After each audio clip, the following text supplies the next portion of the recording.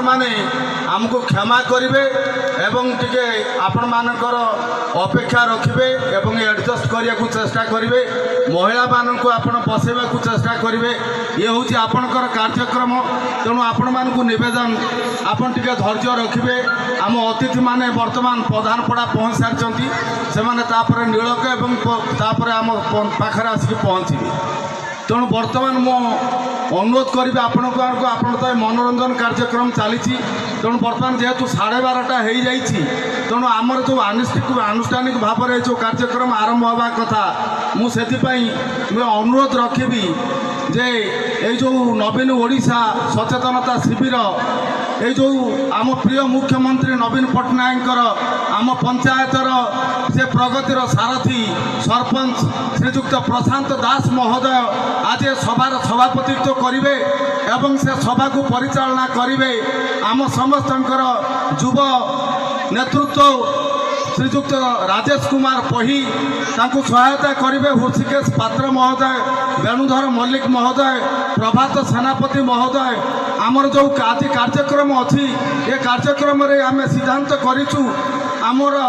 जो माने विभिन्न विभाग श्रेष्ठत्व प्रतिपादन कर जीवन चर्चा भितर से आम आज संबर्धित करने कार्यक्रम अच्छी तेणु अनुरोध करुच्ची नेतृत्व मानक श्रीजुक्त प्रशांत दास महोदय श्रीजुक्त हृषिकेश पात्र महोदय श्रीजुक्त वेणुधर मल्लिक महोदय प्रभात सेनापति महोदय एवं काशीनाथ जेना महोदय एवं आमर वरिष्ठ वार्ड में सभ्य श्वेता कुमार राउत महोदय एवं समस्त को मुझे निवेदन करी से मंच पूरा पाखापाखि आसतु एवं ये जो कार्यक्रम मनोरंजन कार्यक्रम तो ये चलो तेणु मैं आरंभ करुच्ची आनुष्ठानिक भाव में ये सभा कार्य आरंभ करा जाऊ एवं राजेश पही जो था ना कहीं से आसतु एवं जो मान को संबर्धित कर योजना अच्छी से माइक मध्यम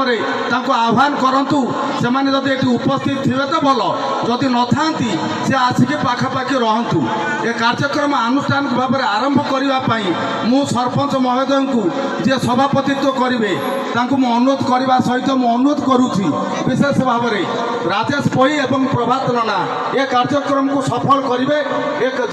जमी सुचारू रूपे परिचालना करेंगे मु निवेदन रखुची आपण को पुणी थे निवेदन करी केवल आपण मान पाखे आउ कि ना आम यही पाउचु पानी मध्यम आपन को केवल संतुष्ट करने को चेष्टा करुचु ए गरम होउची ए सब अवस्था विपरीत प्रतिकूल अवस्था सत्वे आपण मैंने धैर्य सहित 2 घंटा है अपेक्षा कले आउ 3 घंटा आम आपन को निवेदन करूँ आपड़ 2टा पर्यंत रे आप खाइबे खाई घर को जी धन्यवाद धन्यवाद धन्यवाद।